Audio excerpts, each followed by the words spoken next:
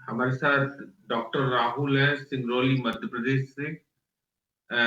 और हम सबसे बड़ी चर्चा करना चाहते हैं कि वैक्सीन तो बन गई है, 3-4 वैक्सीन बन गई है, एस्ट्राजेनिका, फाइजर और तमाम तरह की वैक्सीन आ रही है मार्केट में।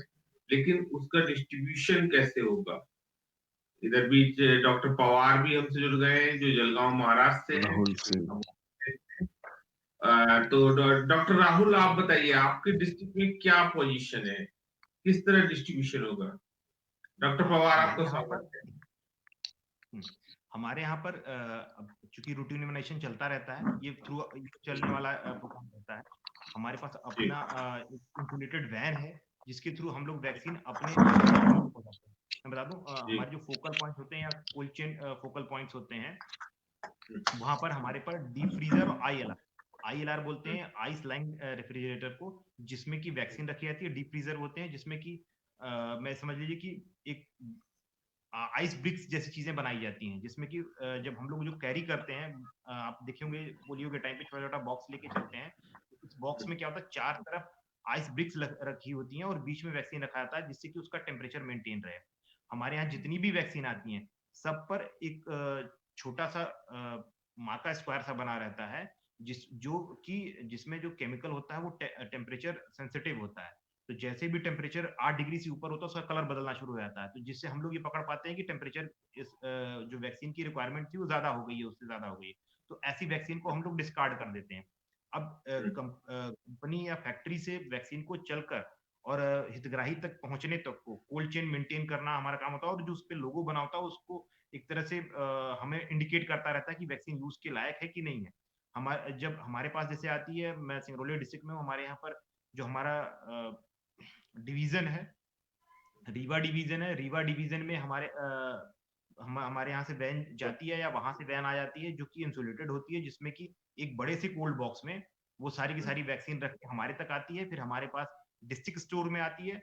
हमारे डिस्ट्रिक्ट स्टोर में बहुत सारे आईएलआर डी फ्रीजर रखे हुए हैं, तो जहां पर हम उसको स्टोर करते हैं। और आपको जानकर आश्चर्य होगा कि वैक्सीन को डिस्ट्रीब्यूशन और मैनेजमेंट का जो हमारे पास प्रणाली है, वो शायद विश्व के कुछ अग्रणी देशों में हमारा स्थान आता है। इवन रीवा डिवीजन ऐसा डिवीजन है जो पूरे भारत में एक even electronically vaccine management logistic system को हम लोग चलाते हैं, जिसमें मेरे अपने पास मोबाइल ऐप है इवन नाम से, जो कि अच्छा। यूनेस्को संस्था के। हाँ, ये बहुत एडवांस सिस्टम है। मुझे नहीं लगता कि और मोबाइल में आपको दिखाता कि हमारे पास एक इलेक्ट्रॉनिकली वैक्सीन मैनेजमेंट सिस्टम चलता है। एक ऐप है, मैं भी आपको दिखाता हूँ, ये मैं भी आपको दिखा देता हूँ। तो जिसमें हमारे पास हम मेरे अपने जिले में कितने जो हमारे 24 वैक्सीन स्टोर्स हैं, वहां पर किसमें कितनी कितनी वैक्सीन पड़ी है, I can monitor at the time. और हमें ये भी पता चल जाएगा कि किसी वैक्सीन स्टोर का टेम्परेचर बढ़ा तो नहीं है, कहीं इलेक्ट्रिसिटी कट तो नहीं है। स्वागत डॉक्टर कॉल। हाँ, बताइए बताइए राहुल जी। तो हमारे डॉक्टर यहाँ राहुल। पर कहाँ कहाँ कितने स्टोर में हमारी कितनी कितनी वैक्सीन पड़ी है, वो at the time, any time, मतलब 24 आवर्स में मैं जब चाहूँ अपना ऐप खोलूंगा और मुझे सभी जगहों की इंफॉर्मेशन आ जाएगी। सभी जगहों पर हमारे कोल्ड चेन हैंडलर्स होते हैं, जो कि उसको मॉनिटर करते हैं, और जिनका काम होता है कि जब हम लोग ट्यूसडे और फ्राइडे को या किसी और दिन जब भी वैक्सीन लेके जाते हैं, जितनी वैक्सीन हटती है उसमें से उस ऐप में वो उनके पास भी मोबाइल ऐप रहता है, मोबाइल में वो उतनी वैक्सीन को माइनस करते हैं। तो वो फिर डेटा जो है पूरे, I think all India level पे भी देखा जाता होगा, स्टेट लेवल पे तो ऑफकोर्स देखा जाता है, और डिस्ट्रिक्ट लेवल पे मैं उसको देखता हूँ।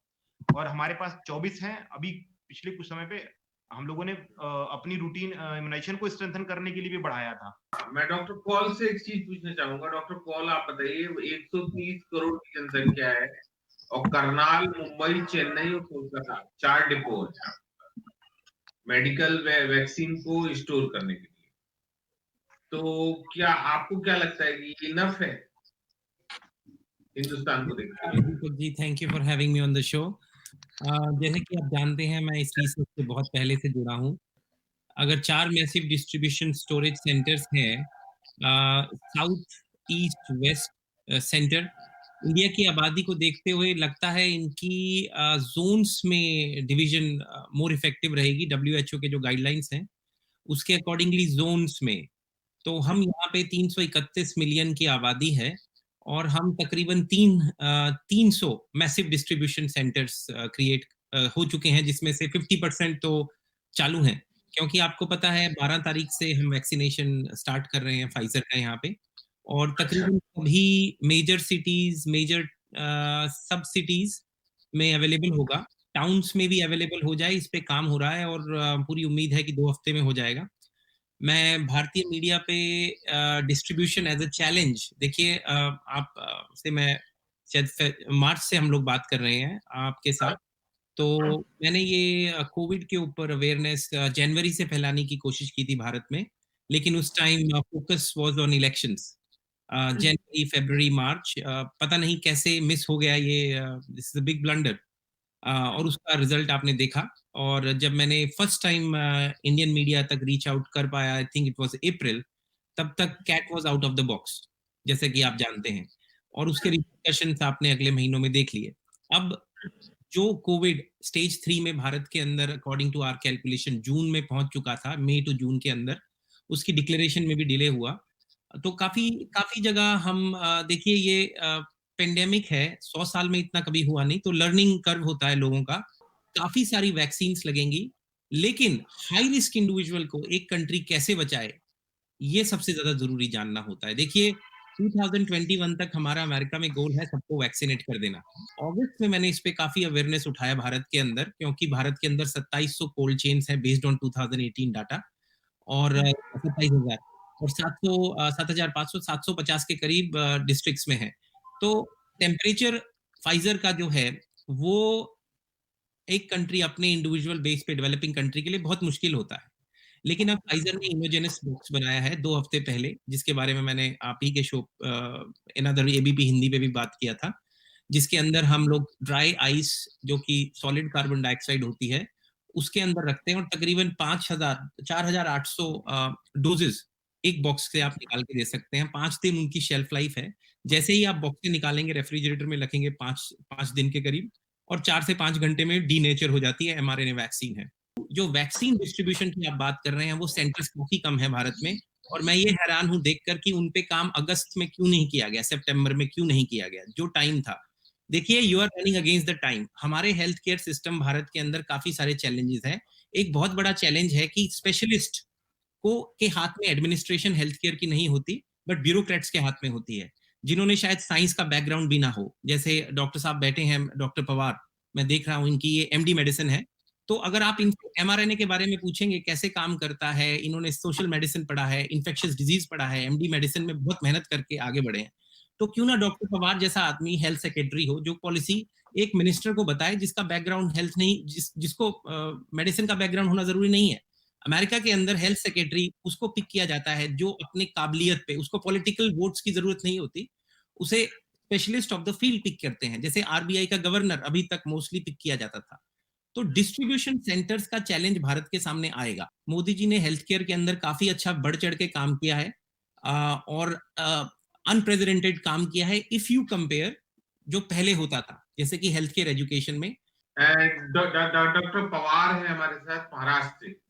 Good morning sir. डॉक्टर साहब आपके पास आऊंगा मैं।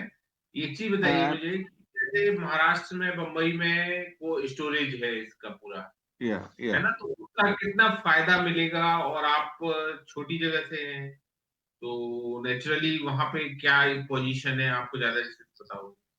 अपने rural India is always behind the metropolitan cities. This has been observe as we doctor Dheeraj जैसे बोले कि America and England they are more aware than us. We have started digging wells after the fire was on. The same is thing for metropolitan cities, rural India, rural Maharashtra. At least they're lagging behind, and awareness has not been there. As Mr. Dheeraj really called it, कि 25 December it is a Natal, and अभी Diwali season हुआ, और उसमें लोगों ने ये माना नहीं, सोशल डिस्टेंसिंग रखा नहीं, they are not using the mask. Whatever efforts are being done by government, public is not responding as properly as expected, and these effects are going to be seen in next 4 or 6 weeks. So conditions can be worsened in the coming weeks also. The same is thing as for vaccines and all that, but India has always been pioneering in manufacturing vaccines and all that. And so all world is looking at India as a leader in vaccine production. But at the same time, some quota of vaccines has to be reserved for our country because it is a developing country. And whatever government is doing in the last 6 or 8 months, it is really appreciable. Up till now, health was a neglected aspect, I think. But Corona has taught our leaders also. This is the prime department we should be paid attention at. But still, the whatever आंकड़े जो बता रहे whatever expenditure has to be done on health service and all that, it has not done it. And whatever he is really pointed to Mr. Kaul, according to medical education and seats in medicine and all that, that seats are always been lagging behind. And as per capital and as per population, our doctors population is very less.